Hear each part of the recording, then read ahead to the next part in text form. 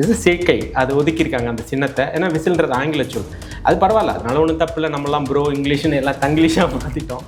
அப்போ அவருக்கு விசிலை ஒதுக்கியிருக்காங்க. இப்போ நம்ம எப்படி அதை டிவிக்கு அடுத்து என்ன பண்ணுவாங்கன்னா விசிலை கொண்டு போய் சேர்த்துடலாம் அப்படின்னு பார்ப்பாங்க. நான் வந்து இந்த இடத்துல விசில் வராதவருக்கு விசில் சின்னம், அரசியல் வராதவருக்கு அரசியல் கட்சி, விசில் தயாரிப்பவர்கள் என்ன பண்ணிக்கலாம்னு இந்த நேரத்தில் விசிலை தயாரித்து வச்சுக்கோங்க, நல்லா அடிக்கலாம்.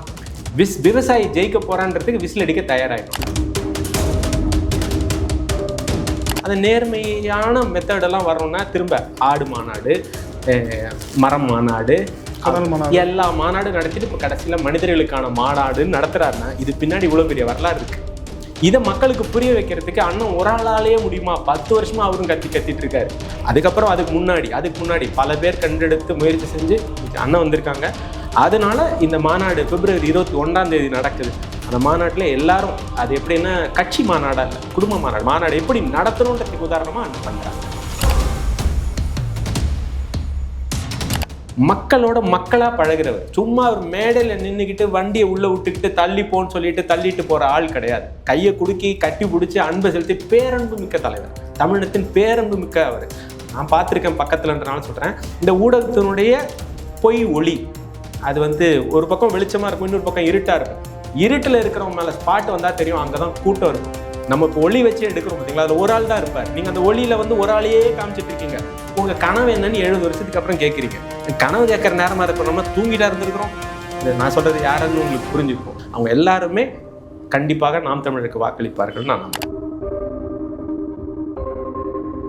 எத்தனை ஆசிரியர்கள் மனம் நொந்து போயிருக்காங்க. நான் நினச்ச கல்வியை மாணவர்களுக்கு கொடுக்க முடியலன்னு அந்த ஒவ்வொரு ஆசிரியருமே இப்போ நீங்கள் நினைக்கிறாங்க இவர் கொள்கையோடு இருக்காரு, இவர் நமக்கு ஆதரவாக இருக்கிறாரு, போராட்டம்னா இவர் களத்தில் நிற்கிறாரு, அப்போ களத்தில் இருக்கக்கூடிய அண்ணனுக்கு நம்ம வாக்கு செலுத்தலாம், நம்ம வாக்கு கேட்கலான்னு நினைக்கிறாங்க. அதனால் கொள்கையில் அவர் திட்டவட்டமாக இருக்கிறது வரவேற்க தகுந்தது, அப்படி தான் இருக்காங்கன்னு நான் பார்க்குறேன். காமன் மேன், சாமானியர்கள் எல்லாருமே வந்து சீமான் பக்கம் தான் நிற்கிறாங்க, நாம் தமிழர் பக்கம் தான் நிற்கிறாங்க. அவங்களுக்கு வந்து தற்சார்பு பொருளாதாரத்துக்கு மிகப்பெரிய ஒரு வாய்ப்பு.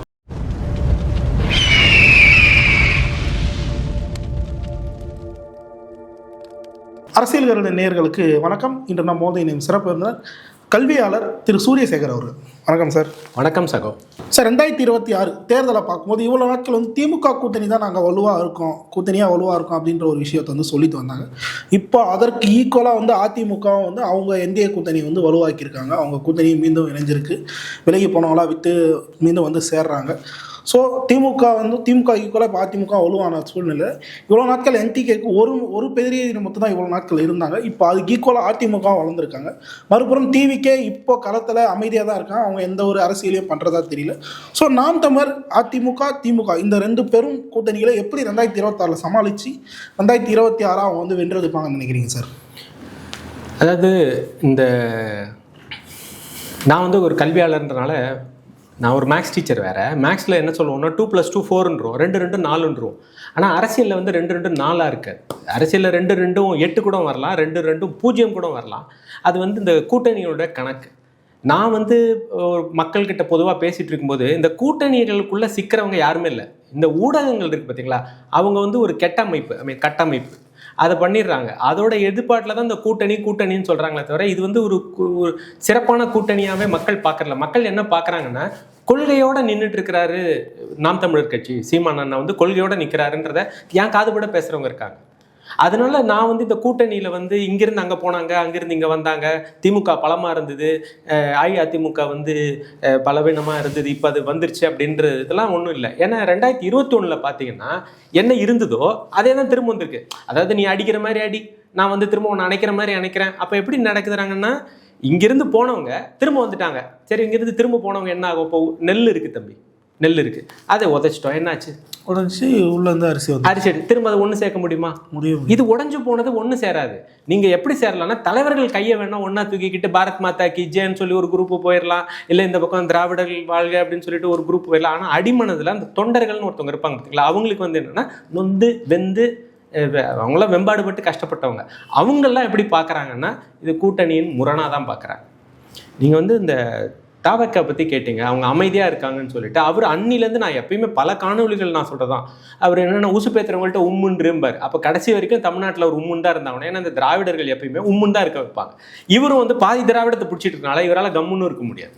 இப்போ ஒரு பாதி திராவிடத்தை வச்சுட்டு இவர் உம்முன்னு இருக்காரா கம்முன்னு இருக்காரான்னு தெரியாமல் இந்த ஒரு குழப்பத்திலே அவர் வாழ்ந்துட்டு இருக்காரு. இன்னைக்கு நம்ம இந்த காணொலி எடுத்துட்டு இருக்கிற நேரத்தில் பார்த்தீங்கன்னா அவருக்கு கட்சியில் விசில்ஸ் அதான் அது வந்து சீட்கை அப்படின்னு சிட்டி இது சீட்கை அது ஒதுக்கியிருக்காங்க அந்த சின்னத்தை. ஏன்னா விசில்ன்றது ஆங்கில சொல், அது பரவாயில்ல, அதனால ஒன்றும் தப்பு இல்லை. நம்மலாம் ப்ரோ இங்கிலீஷ்னு எல்லாம் தங்கிலீஷாக மாற்றிட்டோம். அப்போ அவருக்கு விசிலை ஒதுக்கியிருக்காங்க. இப்போ நம்ம எப்படி அதை டிவிக்கு அடுத்து என்ன பண்ணுவாங்கன்னா விசிலை கொண்டு போய் சேர்த்துடலாம் அப்படின்னு பார்ப்பாங்க. நான் வந்து இந்த இடத்துல கல்வியாளராக அண்ணன் சொல்லக்கூடிய தற்சார்பு பொருளாதாரத்துக்கு மிகப்பெரிய ஒரு ஒரு ஒரு விஷயம் நம்ம கையில் கிடச்சிருக்குன்னு பார்க்குறேன். என்ன விஷயம் சார்? இப்போ இந்த விசில் சின்னம் கிடச்சிருக்கு இல்லைங்களா? இப்போ வந்து இதற்கு வந்து ஒரு எம்எஸ்எம்இ நடு சிறு குறுத்தொழில்கள்லாம் வந்து இந்த விசிலில் வந்து தயாரிக்கிறவங்க இருப்பாங்க. இந்த தயாரிக்கிறவங்களுக்கு மிகப்பெரிய வியாபாரம் இந்த நேரத்தில். தயவு செஞ்சு அந்த விசில் சின்னத்தெல்லாம் வந்து நீங்கள் தயார் பண்ணி வச்சுக்கோங்க. ஏன்னா பல பேர் இந்த ஆட்டோ ஓட்டுநர்கள், அதாவது மூருளி உந்து ஓட்டுநர்கள், ஆட்டோ ஓட்டுநர், அப்புறம் இந்த தண்ணீர் கேனை எடுத்துகிட்டு வந்து கொடுக்குறவங்க, அதுக்கப்புறம் இந்த விவசாயிகளே நிலத்தை வச்சுட்டு இருக்கிறவங்க, சாமானியர்கள்னு சொல்லுவோம் பார்த்தீங்களா, அந்த காமன் மேன், ஆசிரியர்கள், எத்தனை ஆசிரியர்கள் நான் பார்த்துருக்கேன். அப்புறம் இந்த computer spare parts, electronic gadgets பார்க்குறவங்க, இந்த மாதிரி காமன் மேன் சாமானியர்கள் எல்லாருமே வந்து சீமான் பக்கம் தான் நிற்கிறாங்க, நாம் தமிழர் பக்கம் தான் நிற்கிறாங்க. அவங்களுக்கு வந்து தற்சார்பு பொருளாதாரத்துக்கு மிகப்பெரிய ஒரு வாய்ப்பு. தற்சார்பு பொருளாதாரம் யார் யாருக்கு தேவைப்படுதோ, யார் யாருக்கு உதவுதோ அவங்க நாம் தமிழர் பக்கம் நிற்கிறாங்கன்ற. இப்போ இந்த விசிலை தயாரிக்கிறதுனால இவங்களுக்கு புரியாது. இவன் வந்து விசில் போய் வாங்குறதுல தான் கவனமாக இருப்பான். அண்ணன் வந்து சமீபத்தில் ஒரு மின்னம்பலம் தொலைக்காட்சியில் வந்து பேசும்போது சொன்னாங்க, இப்போ இந்த சத்தம் போடுறீங்க 2 வருஷத்துக்கு, இந்த தேர்தலுக்கு அப்புறம் சத்தம் நிற்குமான்னு பாருங்க அப்படின்னு கேட்குறாரு. அமைதியாயிடுச்சு. அந்த நிகழ்வு மாதிரி தான். இப்போ எப்படின்னா அந்த விசிலை தயாரிக்கிறோம் பார்த்தீங்களா, அப்போ தயாரிக்கிறவங்களுக்கு இதில் ஒரு வியாபாரம் கிடைக்கும். ஆனால் இது 2 மாதத்துக்கு பிற்பாடு இந்த விசிலை போட்டு போட்டு போட்டு வாங்க போகிறாங்க பார்த்தீங்களா அந்த மக்கள், அவங்கெல்லாம் யோசிப்பா என்னடா விசிலை வாங்கிட்டோம். ஆனால் நம்ம அதில் பொருளாதாரத்தில் பார்க்கலாம். இது ஒரு சின்ன ஒரு குறியீடாக நான் பார்க்குறேன். தற்சார்பு பொருளாதாரத்துக்கு விசில் தயாரிப்பவர்கள் என்ன பண்ணிக்கலாம்னு இந்த நேரத்தில் விசிலை தயாரித்து வச்சுக்கோங்க, நல்லா அடிக்கலாம். விவசாயி ஜெயிக்க போகிறான்றதுக்கு விசில் அடிக்க தயாராகிடும் நம்ம. நிச்சயமா சார். இப்போது நான் கேட்க வந்த அந்த கேள்வியிலே இன்னொரு துணை கேள்வியை கேட்குறேன். ஏடிஎம்கே கூட்டணி இவ்வளோ நாள் பிரிவிட்டு இருந்தது. தென் மாவட்டங்களில் அது வந்து மிகப்பெரிய பேக் ஃபயரே வந்து ஏடிஎம்கே ஏற்பட்டுச்சுன்னு சொல்லலாம். 2021 தேர்தலில் 24லேயும் அவங்கள அப்போ தான் ஆச்சு. அப்போ வந்து தொண்டர்களும் அடிச்சுக்கிட்டாங்க. இப்போ டிடிவி தினகரன் சைடும் சரி, எடப்பாடி அவர்கள் சைடும் சரி, மாற்றி மாற்றி அடிச்சுக்கிட்டாங்க. அவங்களுக்குள்ள ஒரு பெரிய போரே போயிட்டு இருந்தது. இப்போ மீண்டும் அவங்க வந்து இணைஞ்சிட்டாங்கன்ற பட்சத்தில் தொண்டர்கள் வந்து அவங்க தலைவர் மேலே வச்சுருந்தா அந்த நம்பிக்கை வந்து இப்போ உடஞ்சிருக்கு அப்படின்னு சொல்லலாம். ஏன்னா 2024 எடப்பாடி அவர்கள் சொல்லும்போது ஜென்மத்துக்கும் பாஜக கூட கூட்டணி கிடையாது அப்படின்ற ஒரு விஷயத்த சொல்லிட்டு அடுத்த தேர்தலே அடுத்த ஒரு வருடத்திலே போய் பாஜக ஒரு தேர்தல் கூட்டணி வைக்கும்போது அது அவங்களுக்கு வந்து ஒரு பேக் ஃபயர் ஏற்படுத்திருக்கு. அதே இடத்துல சீமான் அவர் சொன்னார் யாருக்கும் கூட்டணி கிடையாதுன்றது அது இன்னும் தொடர்ந்துட்டே வருது. ஸோ அந்த நிலை வந்து நாம் தமிழுக்கு எந்த அளவுக்கு சாதகமாக இருக்கும்னு நினைக்கிறீங்க, அந்த தலைமை நிலைப்பாடு மாறாமல் இருக்கிறது? அதான் இப்போ எப்படின்னா இன்னைக்கு வந்து காலையில் நான் வந்து ஒரு முடித்திருக்கும் நிலையத்துக்கு போயிருக்கிறேன். அங்கே போகும்போது அங்கே 2 பேர் பேசும்போது கூட என்ன சொல்லிட்டு இருக்காங்கன்னா, அந்த இது வருது நியூஸ், பிரேக்கிங் நியூஸ் வந்துட்டு இருக்கும்போது அப்போ சொல்கிறாங்க, இவன் பாரியா நேற்று வரைக்கும் எப்படி சொல்லிட்டு இருந்தான், துரோகியை மன்னிக்க மாட்டேன், எதிராளியை மன்னிக்க மாட்டேன், இவரை மன்னிக்க மாட்டேன், அவரை மன்னிக்க மாட்டேன்னு பேசுகிறாங்க. யார்? டிடிவி சார் அவர்களும் எடப்பாடி அவர்களும் சேர்ந்துக்க மாட்டாங்க. அப்போ வந்து இந்த காங்கிரஸ் டைனமிக்ஸ் இருக்கு பாருங்க. அதை விட எப்படி எலெக்ஷன் ரிசல்ட் வந்துச்சு. இப்போ இந்த ட்வீட் போட்டிருக்காரு பார்த்தீங்களா அவர் நம்ம சக்கரவர்த்தி, அவர் என்ன ட்வீட் போட்டிருக்காருன்னா விசில் ஊதப்படும்ன்ற மாதிரி, விசில் ஊதப்படும். அது போட்டுட்டோன்னே எலெக்ஷன்லாம் கோ ஆகிடுவோன்னு சொல்லி இது என்னன்னா ஒரு நெருக்கடி நிலைமையை இப்போ அவங்க கொடுத்துட்டு இருக்கிறாங்க. அதாவது இந்த கூட்டணிக்கு அவங்க தேவை, அந்த கூட்டணிக்கு இவங்க தேவை, இந்த மாதிரியான குழப்பத்திலே இருக்காங்க. மக்கள் எப்படி பார்த்துட்டு இருக்காங்கன்னா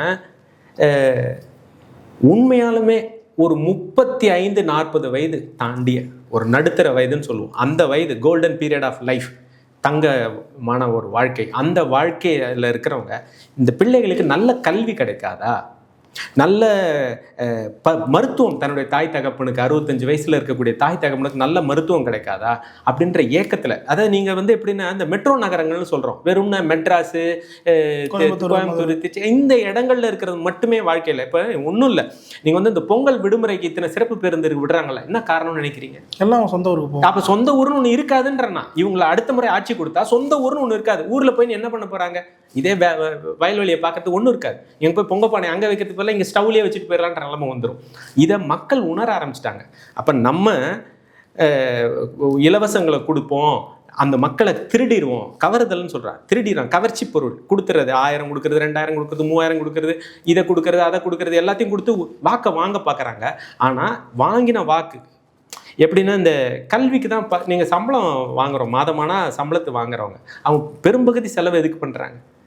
அவங்க உணவுக்கு அஃபிஷியலாக என்னென்ன புதைய ஆதை அவங்க குடும்பம் இருக்குது, குடும்பத்தில் வந்து குழந்தைகள் இருக்காங்கன்னா அவங்க முதல்ல பண்ணக்கூடிய செலவு கல்விக்கு தான். அப்பா அம்மா இருக்காங்கன்னா மருத்துவத்துக்கான செலவு, வீடு சொந்த வீடு இல்லைன்னா ஒரு வாடகைக்கு செய்ய போகிறாங்க, பெட்ரோல் கொடுக்க போகிறாங்க. ஆச்சு, பெட்ரோல் நீங்கள் ஆற்றுறது மானியம் கொடுத்தார்களா? இதெல்லாம் இப்போ நம்ம மறந்துடுவோம் கேட்குறதுக்கு. ஏன்னா அந்த அவங்க என்னெல்லாம் வாக்குறுதிகள் கொடுத்தாங்களோ அந்த எந்த வாக்குறுதியுமே அவங்க நிறைவேற்ற கிடையாது. அதன் பிறகு நமக்கு என்ன கேள்வி வருதுன்னா, இந்த கல்வியை இலவசமாக அவர் கொடுக்குறேன்றார். இந்த கல்வி இலவசமாக கொடுக்குறேன்னு சொல்கிறாரு, இது ஏற்கனவே அரசு கொடுத்துட்டு இருக்கிறேன்னு என்னையே நிறைய பேர் கேட்டுட்டு இருக்காங்க. நான் கல்வியாளர் முறையில் சொல்கிறேன், அவர் கொடுக்குற இலவசம்ன்றது எப்படி இருக்குன்னா தரமான கல்வி, அனைவருக்கும் இலவசம். அவர் எப்படி சொல்கிறாருன்னா, ப்ரைவேட் ஸ்கூல்ஸ்க்கு ஏன் இன்றைக்கி போகிறாங்க, வாங்க ஒரு பேட்டி எடுத்து நம்ம வேணால் நீங்கள் வேணால் வாங்க தம்பி நான் கூட்டிகிட்டு போகிறேன், பேட்டி எடுப்போம். நம்ம எத்தனை பேர் ஏன் ப்ரைவேட் ஸ்கூலில் படிக்கிறாங்கன்னு கேட்டிங்கன்னா அரசு பள்ளி சரியில்லைன்னு சொல்கிறவங்க தான் இருப்பாங்க. மறுக்கிறீங்களா? இல்லை. அப்போ அந்த அரசு பள்ளியை சரிப்படுத்துவோம். ஆசிரியர்களே அதுக்கு தயாராக இருக்காங்க. என்னென்ன ஆசிரியர்களுக்கு இன்றைக்கி எவ்வளோ பெரிய கோவம்னு பார்த்தீங்கன்னா, இந்த ஓபிஎஸ் டேப்ஸ் இபிஎஸ் அதை விட்டுருங்க, அதற்கு அப்பாற்பட்டு எக்ஸ்ட்ரா வேலை, இஎம்ஐஸ், இந்த வேலை அந்த வேலை, கல்வியை தவிர அத்தனை வேலையை கொடுக்குறாங்க. எத்தனை ஆசிரியர்கள் மனம் நொந்து போயிருக்காங்க, நான் நினச்ச கல்வியை மாணவர்களுக்கு கொடுக்க முடியலன்னு. அந்த ஒவ்வொரு ஆசிரியருமே இப்போ நீங்கள் நினைக்கிறாங்க, இவர் கொள்கையோடு இருக்காரு, இவர் நமக்கு ஆதரவாக இருக்கிறாரு, போராட்டம்னா இவர் களத்தில் நிற்கிறாரு, அப்போ களத்தில் இருக்கக்கூடிய அண்ணனுக்கு நம்ம வாக்கு செலுத்தலாம், நம்ம வாக்கு கேட்கலாம்னு நினைக்கிறாங்க. அதனால் கொள்கையில் அவர் திட்டவட்டமாக இருக்கிறது வரவேற்க தகுந்தது, அப்படி தான் இருக்காங்கன்னு நான் பார்க்குறேன். குறிப்பாக இப்போது மாற்றத்தை விரும்பும் மக்களின் மாநாடு வந்து நாம் தமிழர் அறிவிச்சிருக்காங்க. மலைகள் மாநாடு, ஆடு மாடுகளுக்கான மாநாடு, தண்ணீர் மாநாடு, கதலமா மாநாடுன்னு சொல்லி தற்சார்பு பொருளாதாரம் சூழ்நிலை சார்ந்த பல மாநாடுகளை வந்து கையில் எடுத்து கடைசியாக தான் மனிதர்களுக்கான மாநாடு அப்படின்றதுக்கு வந்திருக்காரு.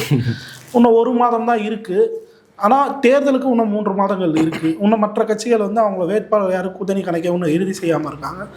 சீமான் அவர்கள் தான் இந்த பாசிட்டிவான அப்ரோச்சை 2026 தேர்தலில் எப்படி பார்க்குறீங்க? இது ஒரு குறுங்கதை. நான் என் மாணவர்கள்ட்ட கேட்குற மாதிரி தான் சகோ உங்களை கேட்குறேன். பாம்பு என்ன பண்ணும்? கொத்தம். சத்தமா கொத்தம். நிச்சயம். மயில் என்ன பண்ணும்? ஆடம். ஆஹா, அற்புதம். சிங்கம் என்ன பண்ணும்? கர்ஜிக்கும். மனிதன் என்ன பண்ணுவான்? மனிதன் என்ன பண்ணுவான் புரியுது. இப்படி எல்லாத்தையும் பேசிட்டு இருப்பான், அவ்வளோதான். நமக்கு கொடுக்கப்பட்ட கல்வியை தப்புங்க. இப்போ பாம்பு கொத்துன்னு நீங்கள் எப்படி முடிவு பண்ணீங்க? ஏன் பாம்பு சாப்பிடாதா? பாம்பு பிள்ளை பெற்றுக்காதா? பாம்பு முட்டை போடாதா? அதெல்லாம் உங்களால் ஏன் சொல்ல முடியல? ஏன்னா ஒரு பார்வையை உங்களுக்குள்ளே கொண்டு வந்துட்டாங்க, இப்படி தான் நீ படிக்கணும், அதை தாண்டி உன்னால் போக முடியாது. மயில்னா என்ன பண்ணும் அப்படின்னு நீங்க எப்படி சொல்றீங்க? மயில் சாப்பிடாதா? அதுக்கு வேலையை பார்க்காதா? அது அடுத்த வேலைகளுக்காதா? வீடு இறகு கட்டாதா? குழந்தைகளை பெற்றுக்காதா? அதை பத்தி ஏன் பேச மாட்டேன்றோம்? அப்ப சிங்கம், அதாவது விலங்கோட கம்பேர் பண்றதுல கூட பாத்தீங்கன்னா, விலங்கோட ஒப்பிடுதல் கூட பாத்தீங்கன்னா, இப்ப நம்ம வந்து முதலமைச்சரை சிங்கம் அப்படின்னு சொன்னோன்னா பெருமையா இருக்கு, நான் என்று சொன்னா கோவம் வருது. திராவிட பன்னிகள் அப்படின்னு அண்ணன் சொல்லும்போது உங்களுக்கு கோவம் வருது. அப்போ ஏன் அந்த கோவம்லாம் வருது விலங்கோட கம்பேர் பண்ணும்போது? அப்போ உங்களுக்கு என்னென்னா, உங்கள் கல்வி அமைப்பே சரியில்லை, இதை தான் வந்து சிஸ்டம் சரியில்லை, அமைப்பு முறை சரியில்லைன்றோம். அப்போ கொடுக்கப்பட வேண்டிய கல்வி என்ன, யார் எது? திருவள்ளுவர் அழகாக சொல்லியிருக்காரு நம்ம தமிழ் முறை, எப்பொருள் யார் யார் வாய் கேட்பனும் அப்பொருள் மெய்ப்பொருள் காண்பது அறிவுன்றார். என்ன மெய்ப்பொருளை பார்த்துட்டீங்க? நான் இப்போ திரும்பி கேட்குறேன், பாம்பு என்ன பண்ணும்? பாம்பு நமக்கு தெரியுது, அதோட ஆக்டிவிட்டிஸ் என்ன, அவ்வளோதான் தம்பி. இப்போ இந்த கல்வியை நான் உங்களுக்கு கொடுத்தேன் பார்த்தீங்களா, இந்த மாதிரி தரமான கல்வி ஒவ்வொருத்தவனும் சிந்திச்சு பார்த்துட்டு, என்னப்பா நம்ம தப்பாகவே எல்லாத்தையும் இப்போ இந்த காணொலி பார்க்குறவங்க கூட ஒருத்தவங்க கீழே என்ன போடுவான்னா, என்னுடைய ஜாதிய அடையாளத்தை கொடுப்பான், இந்த ஜாதியில் இருக்கீங்களா அப்போ நீங்கள் வந்து அப்படின்னு பேசுவான். இந்த காணொலிகளை பார்க்கக்கூடியவங்களுக்கு நான் சொல்கிறது ஒன்றே ஒன்று தான், இந்த ஜாதியை அறுத்து நாம் தமிழராய், அதை தமிழ்ன்ற ஒன்றுத்தை மட்டுமே எடுத்துக்கிட்டு வந்து உட்காடுறான் பார்த்தீங்களா, அந்த ஜாதியை மறுத்துட்டு அவன் தான் வந்து நம்ம கூட வரணும். மா அப்படின்னா மாக்கள், அதாவது விலங்குகள். கல்லாமா அப்படின்னா படிக்காத விலங்குகள். அமரகத்தே அப்படின்னா போர்க்களம். போர்க்களத்தில் என்ன பண்ணுமா, அந்த கல்லாத குதிரைகள் அவனை தள்ளி விட்டுட்டு ஓடி போயிருவான். யாரை? அந்த போட்டுட்டு வரேன் போர் வீரன். இது வேத தமிழ் மறையில் சொல்லியிருக்காரு திருவள்ளுவர். அப்போ அவங்கள வந்து நம்ம நம்ப முடியாது. அந்த மாதிரி நம்ம வந்து சில சமயத்தில் மனிதர்களை நம்ப முடியாதுன்ற நிலைமை உண்டாயிரும். நமக்கு சொல்லி வளர்க்கப்பட்டது தான். நான் பல தடவை எங்கள் வீட்டில் யோசிச்சிருக்கிறேன், மழை பெய்யுது, எங்கள் வீட்டில் ஒரு போர்ட்டிகோ இருக்குது, கார் நிறுத்தலாம், 2 கார் நிறுத்துற அளவு எங்கள் வீட்டில் போர்ட்டிகோ இருக்குது. மழை பெய்யுது, வந்த பக்கம் அந்த பக்கம் வண்டியில் போகிறான், யாராவது ஒருத்தன் அந்த கேட்டை தாண்டி உள்ளே வந்து மழைக்கு ஒதுங்க மாட்டானான்னு பார்க்குறேன்.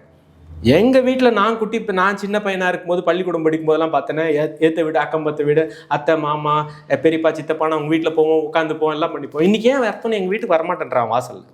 அவனுக்கு என்ன பார்த்தா பயம், நான் உள்ளுக்குள்ளே ஒரு டாக்டர் பிரகாஷா இருப்பணும் அப்படின்னு அவனுக்கு பயம். இவன் உள்ளே வரவன் என்ன இதை அறுத்துட்டு ஏதாவது தங்கி எடுத்துகிட்டு போயிடுவானோ அப்படின்னு பயம். அப்போ நம்ம என்ன ஆகிட்டோம்னா, தமிழர் மரபை கலாச்சாரத்தை தொலைச்சிட்டோம். இதை தான் நான் சொல்கிறேன், அந்த மாண்பு நேர்மை இருக்கணும். அந்த நேர்மையான மெத்தடெல்லாம் வரணும்னா திரும்ப ஆடு மாநாடு, மரம் மாநாடு, கடல் மாநாடு, எல்லா மாநாடும் நடத்திட்டு இப்போ கடைசியில் மனிதர்களுக்கான மாநாடுன்னு நடத்துகிறாருன்னா இது பின்னாடி இவ்வளோ பெரிய வரலாறு இருக்குது. இதை மக்களுக்கு புரிய வைக்கிறதுக்கு அண்ணன் ஒரு ஆளாலேயே முடியுமா? 10 வருஷமா அவரும் கத்திட்டு இருக்காரு. அதுக்கப்புறம் அதுக்கு முன்னாடி பல பேர் கண்டெடுத்து முயற்சி செஞ்சு இன்னைக்கு அண்ணன் வந்திருக்காங்க. அதனால இந்த மாநாடு பிப்ரவரி 21 நடக்குது. அந்த மாநாட்டில் எல்லாரும் அது எப்படின்னா கட்சி மாநாடா இல்லை, குடும்ப மாநாடு எப்படி நடத்தணுன்றதுக்கு உதாரணமாக அண்ணன் பண்ணுறாங்க. ஓகே சார், இப்போ ஆனால் ஊடகங்கள் ஒரு நிறைய வந்து செட் செய்யதை பார்க்கும்போது இப்போ சமீபத்தில் ஜூனியர் விகடன் வந்து ஒரு ஆர்டிகல் வெளியிடுறாங்க. அதில் வந்து இந்த மாநாடு குறித்து அவங்க சொல்லும்போது சுதாரிக்காத சீமான் அப்படின்ற மாதிரியும் என்னவாகும் நாம் தமிழர் கட்சி 2026 அப்படின்ற மாதிரி ஒரு நெகட்டிவ் சேஞ்சில் வந்து நாம் தமிழர் வந்து உளவியல் ரீதியாக உட்கொள்கிறாங்களோ அப்படின்ற ஒரு பேச்சுக்கள் வந்து பேசப்படுது. ஊடகங்கள் நாம் தமிழருக்கு எதிரான அந்த நெகட்டிவ் இன்னமும் செட் செஞ்சுட்டே இருக்காங்க. இதை எப்படி பார்க்குறீங்க? இதை எப்படி நாம் தமிழர் கடந்து வருவாங்கன்னு நினைக்கிறீங்க? அதாவது ஊடகங்கள் வந்து எல்லா ஊடகங்களுமே நாம் தமிழரை புறக்கணிக்கிறது, சீமான் அவர்களை புறக்கணிக்கிறார்கள் அப்படின்றத பொதுவாக சொல்லிட முடியாது. ஏன்னா இன்னும் சில ஊடகங்கள் அவங்களுக்குள்ள ஒரு சொல்லுவோன்னு இலைமறை காய்மறைமாங்க. சில சமயம் அந்த சிப்பிக்குள்ள ஒரு முத்து மாதிரி ஒளிஞ்சு அங்கொன்று இங்கொன்றுமாக நல்ல இந்த ஜேர்னலிஸ்ட் இருக்காங்க. அவங்கெல்லாம் எப்படின்னா இந்த 200 ரூபாய்க்கோ 300 ரூபாய்க்கோ 2000க்கோ 5000க்கோ பேசுகிறவங்க இல்லை, அவர்கள் எல்லாம் அந்த உண்மையை பேசுகிறவங்க இருக்காங்க. சில பேருக்கு உண்மை தெரியும், ஆனால் வந்து என்னென்னா அந்த மைக்குக்கு முன்னாடி சொல்லி ஆகணும். ஏன்னா கூட்டத்தின் பிம்பம். அவங்களே தனியாக கூப்பிட்டு கேட்டால் நீங்கள் என்னப்பா செய்வீங்க அப்படின்னு கேட்டால் நீங்கள் எந்த ஊடகத்தை சொல்கிறீங்களோ அவங்களே தனிப்பட்ட முறையில் நம்ம கூப்பிட்டு கேட்டோம்னா அது வேறு வழி இல்லைங்க, இது மாதிரி பண்ணிட்டோங்க அப்படின்னு அண்ணன்ட்ட பேசினவங்களே அந்த மாதிரிலாம் இருக்கிறவங்க இருக்காங்க. இது ஒரு கட்டமைப்பு. ஆனால் மக்களுக்கு இதெல்லாம் போய் சேராதுங்க. ஏன் போய் சேராதுன்னா காலநிலைன்னு ஒன்று இருக்குது. இன்னொன்று, அண்ணன் வந்து மக்களோட மக்களாக பழகிறவர். சும்மா அவர் மேடையில் நின்றுக்கிட்டு வண்டியை உள்ளே விட்டுக்கிட்டு தள்ளி போன்னு சொல்லிட்டு தள்ளிட்டு போகிற ஆள் கிடையாது. கையை குடுக்கி கட்டி பிடிச்சி அன்பை செலுத்தி பேரன்பு மிக்க தலைவர், தமிழகத்தின் பேரன்பு மிக்க அவர்.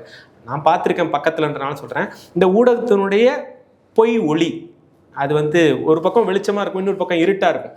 இருட்டில் இருக்கிறவங்க மேலே ஸ்பாட் வந்தால் தெரியும், அங்கே தான் கூட்டம் இருக்கும். நம்ம இப்போ ஒளி வச்சு எடுக்கிறோம் பார்த்தீங்களா, அதில் ஒரு ஆள் தான் இருப்பார். நீங்கள் அந்த ஒளியில் வந்து ஒரு ஆளையே காமிச்சிட்டு இருக்கீங்க. உங்கள் கனவு என்னன்னு 70 வருஷத்துக்கு அப்புறம் கேட்குறீங்க. என் கனவு கேட்குற நேரமாக இருப்போம், நம்ம தூங்கிட்டா இருந்திருக்கிறோம். நான் சொல்கிறது யாருன்னு உங்களுக்கு புரிஞ்சிருக்கும். உங்கள் கனவு என்னன்னு சொல்லுங்க. அப்போ இது வந்து ஊடகம். அப்படியே இங்கேருந்து லைட்டை போட்டு இந்த கட் பண்ணிட்டு இந்த பக்கம் கேமரா திருப்பி பார்த்தீங்கன்னா இருட்டில் அத்தனை மக்கள் நின்றுருக்கான். அவன் மாதிரி தூங்குறவன் இருக்கான், எழுந்திரிச்சவன் இருக்கான். அவங்க எல்லாருமே கண்டிப்பாக நாம் தமிழருக்கு வாக்களிப்பார்கள் நான் நம்புகிறேன். இறுதியாக ஒரு கேள்வி தான், பதிவோட இறுதியாக அந்த கேள்வியோட முடிக்கலாம். விஜய் அவர்கள் அமைதி காக்கிறாரு அப்படின்றத ஆரம்பத்திலே சொல்லி தான் ஆரம்பிச்சிருந்தோம். இப்போது சிபிஐ அவரை ஒரு பக்கம் சுற்றி வளைக்குது. ஜனநாயகன் பட ரிலீஸ் அது ஒரு இஷ்யூவாக, அவங்களுக்கு மிகப்பெரிய இஷ்யூவாக ஜனநாயகன் இஷ்யூ தான் தேவைக்காக வந்து முதல் இஷ்யூவாக இருக்குது.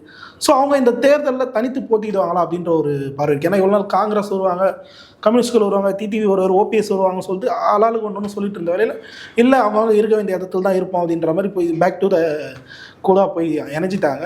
ஸோ இப்போ விஜய் அவர்கள் தனித்து நிற்பாரா இல்லது விஜய் அவர்கள் தேர்தலில் நிற்பாரா அப்படின்றத இப்போ கேள்வியாக இருக்குது. நீங்கள் எப்படி பார்க்குறீங்க? அதாவது நம்ம வந்து உண்மையிலே சொல்லணும்னா நமக்கு வந்து ஜோதிடம் தெரியாது, ஆரூடம் பண்ண முடியாது, கணிக்க முடியாது. ஆனால் ஒன்று மட்டும் என்னால் நிச்சயமாக சொல்ல முடியும். நிச்சயமாக என்னால் சொல்ல முடிஞ்ச ஒன்று என்னென்னா, விஜய் வேண்டாம் அரசியலுக்கு வரக்கூடாது என்று மத்திய மாநில அரசுகள், அதாவது ஒன்றிய மாநில அரசுகள் நினைச்சாங்கன்னா ரொம்ப இலகுவாக 2-3 மெத்தட் இருக்குது. அது செஞ்சால் போதும். அந்த வந்து விஜய் திரை திருவிழா அப்படின்னு அந்த எலெக்ஷன் ஆரம்பித்த அந்த ஒரு 6-7 நாட்களில் திரைப்படங்கள், அவரோட பழைய திரைப்படங்கள்லாம் திரையரங்கில் போட்டாக்க அனைத்து ரசிகர்களும் அங்கே போயிடுவாங்க. வாக்குச்சாவடி ஒருத்தவங்க ஓட்டு கூட போட மாட்டான். ஏன்னா இருந்தே மறந்துடுவாங்க, அவங்க மறந்துடுவாங்க. இதுதான் அவங்களுக்கு சின்னமெல்லாம் தேவையில்லை. அங்கே விசில் படத்தை போட்டுட்டு பேனர் கட், நீங்கள் வேணால் வாக்குச்சாவடியில் பாருங்கள், அவரோட பேனரை வச்சு பால் சுவடுத்து மாலையை போட்டு அதுக்கப்புறம் தேர்தல் கமிஷனால் நோட்டீஸ் போட்டு அந்த லெவலுக்கு வந்துடும். ஏன்னா இந்த மிகப்பெரிய இஷ்யூ ஆயிருந்தது. அதுதான் ஆக போகுதுன்றனா. ஐயா நீங்கள் ஒன்று புரிஞ்சுக்கணும், இவர்களுக்கு எல்லாம் சார் தேர்தல் விதிமுறைன்னு ஒன்று இருக்கிறது அவங்களுக்கு தெரியும். அதனால தான் கேஸ் ஆகுன்றேன்னா. தேர்தல் விதிமுறைப்படி இப்போ நான் எப்படி பார்க்குறேன்னா, புதிய படங்கள் ரிலீஸ் ஆகக்கூடாது, இது தேர்தல் விதிமுறை. திரைப்படங்கள் அந்த எலெக்ஷன் டேட் அன்னைக்கு மூடி ஓடிடிக்கு தடை இருக்குங்களா, சட்டம் இருக்கா? இல்லை. அன்னைக்கு நீங்கள் back to back Vijay fan போட்டிங்க அந்த படத்தை ரிலீஸ் பண்ணிங்கன்னா உங்கள்கிட்ட தான் மீடியா பவர் இருக்குது. படம் முடிஞ்ச இதுதான் நடக்கும். ஏன்னா அந்த அளவு தான் அவர்களுக்கு கல்வி போய் சேர்ந்துருக்கு. என்னோட வருத்தம் அதை நான் சிரிச்சுக்கிட்டே சொல்கிறேன், வருத்தப்பட்டு சொல்கிறேன். அவங்களுக்கு தரமான கல்வி கிடைச்சிருந்தா அவங்க சீர்தூக்கி பார்ப்பான் எது யாருக்கு என்ன ஏதுன்னு. அவர் பாவம், அவரும் என் வயதை ஒத்தவர். அவர் அரசியலில் அவர் வந்து இத்தனை நாள் திரைப்படத்துறையில் தான் சம்பாதித்ததையெல்லாம் மக்களுக்கு சேவை செய்யணும்னு வந்தார் இல்லையா? அதே எண்ணத்தோட தான் 50 வயசில் நான் கல்வி மூலமாக இத்தனை நாள் சேவை செஞ்சேன், என்கிட்ட இருக்கிறது ஒரு 100 ரூபாய், இதை வச்சுட்டு நான் மக்களுக்கு என்ன செய்ய முடியும், நான் வந்திருக்கிறேன். அவருக்கு பின்னாடி மக்கள் இருக்காங்க, எனக்கு முன்னாடியும் மக்கள் இருக்காங்க, பின்னாடி இருக்க கட்டி பிடிச்சி கொஞ்சத்துக்கு நாம் தமிழர் கட்சி இருக்க அண்ணன் இருக்காங்க, அவ்வளோதான். ஆனால் சார் இப்போது ஒரு பார்ட்டியாக உள்ளே வரும்போது இந்த அளவுக்கு எப்படி சொல்கிறது, அக்ரெசிவான பார்ட்டியை வந்து தமிழ்நாடு பார்த்துருக்கா இதுக்கு முன்னாடி எனக்கு தெரியல. ஏன்னா எம்ஜிஆர் வரும்போதும் பக்குவப்பட்ட தொண்டர்கள் அவர் பின்னாடி இருந்தாங்க. விஜயகாந்த் அவர்கள் வருகை போதும் ரசிகர்களாக இருந்தாலும் அவர்கள் இந்த அளவுக்கு அராஜகம் பண்ணியோ இல்லை சோஷியல் மீடியாவில் வந்து எதிர்கட்சியை வந்து இந்த அளவுக்கு தாக்கியோ பேசாமல் இருக்காங்க. ஆனால் தாவேகா மட்டும் இதில் லிட்டில் டிஃப்ரெண்ட்டாக இருக்காங்க. இந்த விஷயத்தை எப்படி சார் பார்க்குறீங்க? சரண்ராஜ் தம்பி, நீங்கள் சொன்னது மிகச்சிறப்பான ஒரு வார்த்தை. எப்படின்னா இந்த இளைஞர்கள் வந்து வழி நடத்தி அப்படியே தட்டுக்கட்டு கொண்டு போனாங்க. இப்போ நான் கூட என்ன சொல்கிறேன், இந்த விசில் சின்னம் கொடுத்துருக்காங்களா, அது ஒரு விசில் எங்கெல்லாம் பயன்படுத்தியிருக்காருன்னு எடுத்து பார்த்தீங்கன்னா ஒரு திரைப்படத்தில் வரும், பேர வேணா சொல்லலாம், நம்ம அந்த படத்தில் எப்படி விசில் அடிக்கும்னு சொல்லியிருப்பார். நீங்கள் அந்த விசில் எடுத்து பாருங்க, சொல்லி கொடுத்துருப்பாரு. ரொம்ப அற்புதமாக இருந்தது. அதுக்கப்புறம் ஒரு 234 தொகுதி அதே மாதிரி போய் சொல்லி கொடுக்கணுன்றீங்களா? இது வர 234 தொகுதிகளில் மாணவர்கள் ஜெயித்த மாணவர்களுக்கெல்லாம் பரிசு கொடுத்தாரு. அப்பயே அவர் வந்து ஒரு மிகச்சிறந்த அரசியல்வாதிக்கு என்னெல்லாம் பணி செய்யணுமோ அதை செஞ்சிருந்தார். தொகுதி வாரியாக கொடுத்தார். யாரும் யோசிக்கல. இந்த மாதிரி அவர் வந்து அப்போ கமர்ஷியலாக முதலாளித்துவ எண்ணத்தோடு வருகிறார் என்பது அதில் நமக்கு தெரிகிறது. அப்போ அவர் வந்து கொடுத்துட்டு சொல்கிறாரு, அந்த பையன்கிட்ட பேசுகிறாங்க. அப்போ அந்த தம்பி ஒருத்தர் கேட்குற, அந்த காணொலி பார்த்தீங்களான்னு தெரியல, நான் வேணா அனுப்புகிறேன் உங்களுக்கு. அந்த தம்பி சொல்கிறேன், அப்படி நான் வந்து கஷ்டப்பட்டு படித்தேன், நான் பரிசு வாங்கினவன், அப்போ நான் திரைப்படங்கள் பார்க்க மாட்டேன், பார்த்தாலும் 2-3 தான், அதுவும் விஜய் நான் படத்தில் தான் பார்ப்பேன் அப்படி இப்படின்னு சொல்லிட்டு நான் ஒரு வாட்டி அண்ணன் ரெக்வஸ்ட் வைக்கிறேன் அப்படின்னு சொல்லி கேட்குறாரு. உடனே அவர் அப்படியே பார்த்துட்டே இருக்கார். திடீர்னு ஜோன் அவுட்டுன்னு சொல்லுவாங்க பார்த்தீங்களா, ஜோன் அவுட்டுக்கு போயிடுவார். அவர் அப்பப்போ மெடிடேஷனுக்கு போயிடுவார். அது ஒன்று இந்த கரூர் சம்பவத்தின் போதும் பார்த்தோம், பல தடவைகள் பார்த்துருக்கோம் நம்ம. அவர் ஜோன் அவுட், மேடையிலேயே ஜோன் அவுட். என்ன பண்ணோன்னே என்ன அப்படின்னு கேட்குறாரு. காணொலி வேணா அனுப்புகிறேன், பார்த்துருக்கேன். அதுக்கப்புறம் அவர் என்னென்ன விசில் நீங்கள் என் கூட அடிக்கணுன்னே அவர் விசில் வராது, தெரியாது, லிப் மூமெண்ட்டை பாருங்கள், தூக்கி பாருங்கள். அப்போ விசில் வராதவருக்கு விசில் சின்னம், அரசியல் வராதவருக்கு அரசியல் கட்சி. நடிப்பே அதை எப்படி சொல்லுவாங்கன்னா, நீங்கள் வந்து நிறைய படிச்சிருக்கிறீங்க, ஆனால் உங்களுக்கு எல்லாமே தெரிஞ்ச மாதிரி இருந்தீங்கன்னா, நான் தமிழ் மறையிலேருந்து தான் உதாரணம் சொல்கிறேன், எல்லாமே தெரிஞ்ச மாதிரி சொல்லிட்டீங்க, ஆனால் ஒரு விஷயம் தெரியாத ஒன்றுத்துலேருந்து நீங்கள் உளறிட்டீங்கன்னா உங்களோட தெரிஞ்ச விஷயத்து மேலே ஐயப்பாடு வந்துடும். நீங்கள் அரசியலுக்கு புதுசு, அதனால் நீங்கள் வந்து அந்த நிலையிலே இருந்துக்கிறது நல்லது, இவர் கூட இருக்கிறவங்கெல்லாம் பார்த்துக்கிறது நல்லது. குறிப்பாக சமீபத்தில் பேசினா இந்த ஆரிய கடப்பாரியை வைத்து பெரியாரை உதைப்போம், திராவிடத்தை உதைப்போம் அப்படின்னு சொல்லிட்டு சீமான் அவர்களும் சொல்லியிருந்தார். பெரியார் அப்படின்ற ஒரு விஷயத்த வந்து ரொம்பவே கையில் எடுத்துட்டாரோ அப்படின்ற ஒரு கேள்வியும் ஒரு பக்கம் எழ தொடங்கியிருக்கு. பெரியாரை நாம் தமிழர் இப்போ வந்து இந்த தேர்தலுக்கு எதிராக யூஸ் பண்ணி களத்தில் நிற்கிறது வந்து அவங்களுக்கு கை கொடுக்கணும்னு நினைக்கிறேன். ஏன்னா ஈரோட்டில் அவங்களுக்கு கை கொடுத்துருக்கு பெரியார் எதிர்ப்புன்ற ஒரு விஷயம். பெரியாரோட சொந்தமானு சொல்லக்கூடிய ஈரோட்டில் கை கொடுத்துருக்கு. 2026 தேர்தலில் கை கொடுக்கணும்னு நினைக்கிறீங்களா? நிச்சயமாக அவர் பெரியாரை கையில் எடுத்திருக்கிறது கை கொடுக்கும். ஈரோட்டில் அவர் எடுத்த பெரியார் இருக்குது பார்த்தீங்களா, அதுவும் கை கொடுத்தது. அந்த பெரியார் ஒழிக்க போட்டது.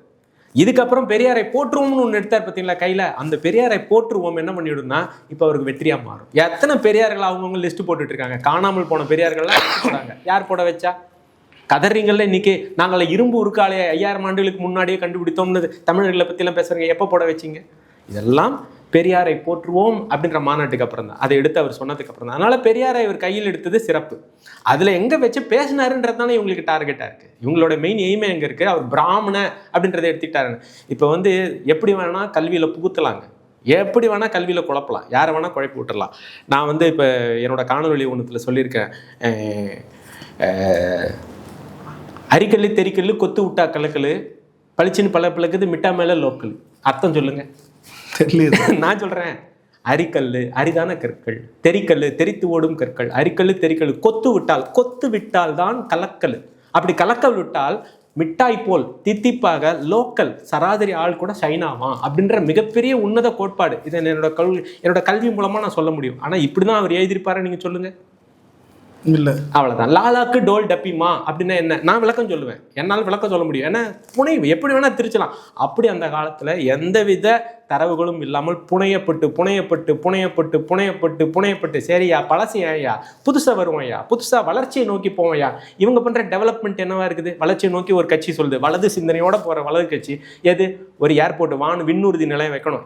எனக்கு சாலை வசதி இங்கேருந்து நான் இங்கே வரத்துக்குள்ளே எனக்கு வந்து நேரம் பத்த கிடையாது. நீங்கள் வெறும் மற்றவர்கள் முதலாளித்துவத்திற்காக நீங்கள் விண்ணூர்தி சொந்தமாக வானூர்தி இல்லாதவங்களுக்கு அதை கட்டுறீங்களே, அது சரியா? அப்போ இந்த கேள்வி எங்கே வருது பாருங்க. அப்போ இது சரியில்லை, அப்போ வானூர்தியை கட்டினது சரியில்லைன்னு அண்ணன் பேசணும். அதை பேசுறதுக்கு இடம் வேணும். அப்போ அண்ணனை எல்லாரும் கவனிக்கணும். ஒரு செய்தி சேனல் எடுக்கிறது முக்கியம் இல்லை, செய்தியாக இருக்கிறது தான் முக்கியம். அண்ணா அதை தான் பண்ணார். இப்போ பிராமணத்துக்கு வருவோம் திரும்ப. இப்போ பிராமணம்னா யார்? இப்போ பிராமணியம்னு என்ன கேள்வி வருது பார்த்தீங்களா? அப்போ உடனே ஒருத்தர் சொன்னான், பரம் அம்மனம். பரம்னா பொருள், அம்மனம்னா நிர்வாணம். அப்போ தன்னை உணர்ந்து முற்றிலும் வெள்ளை நிறத்தில் தன்னை பரம்பொருளை உணர்ந்து தன்னை அம்மனமாக நிர்வாணமாக, அந்த நிர்வாணம்னு என்னன்னு உங்களுக்கு தெரியுமான்னு தெரியல. எந்த நிர்வாணம்? நிர்வாணம்னா ஒன்று தான். அதை சொல்ல நீர் வண்ணம். நீர் வண்ணம்னா டிரான்ஸ்பரண்ட்னு அர்த்தம். அதுதான் சமஸ்கிருத வார்த்தையாக மாறிடுச்சு அப்படின்னு சொல்லுவாங்க. இந்த கருத்துக்கள் வந்து பேசணும்னா எப்படி வேணாலும் பேசிட்டே போகலாம். பழமையை வந்து பேசணும். தகத்தகாய தமிழை தாபிப்போம் வாரீர் அப்படின்றார் பாவலர். என்ன சொல்றோம்? எங்கள் தமிழ் உயர்வென்று சொல்லி சொல்லி தலைமுறைகள் பல கழித்தோம், குறை களைந்தோம் இல்லைன்னு. அண்ணன் குறை களைந்ததை பற்றி பேசுகிறாரு. ஏப்பா நம்ம விவசாயத்தை பார்க்கணும், சாப்பாட்டுக்கு பார்க்கணும், சோத்துக்கு பார்க்கணும், வளர்ச்சியை நோக்கி பார்க்கணும். வளர்ச்சின்றது எது வளர்ச்சி? தற்சார்பு பொருளாக தானே வளர்ச்சி. இப்போ திடீர்னு கிரீன்லாண்டை கொண்டாட்டு ட்ரம்ப் சண்டைக்கு போய் நிற்கிறார். கரெக்டு தானே? எப்போ நம்ம இப்போ என்ன பண்ணுவோம்? உடனே தங்கம் விலை ஏறுது, தக்காளி விலை ஏறுது. எப்படிங்க மார்க்கெட்டில் போட்டவங்களாம் என்ன ஆகிறான்? இப்போ ஏன் தற்சார்பு பொருளாதாரம் தான். நீ எந்த நாடு கூட சண்டை போட்டால் எனக்கு என்ன? எனக்கு தேவை 3 வேளை சாப்பாடு. முடிஞ்சு போச்சே. மக்கள் கொஞ்சம் சிந்திச்சு பார்க்கணும் சார். பல்லர் கேள்விக்கு தெளிவாக நன்றி.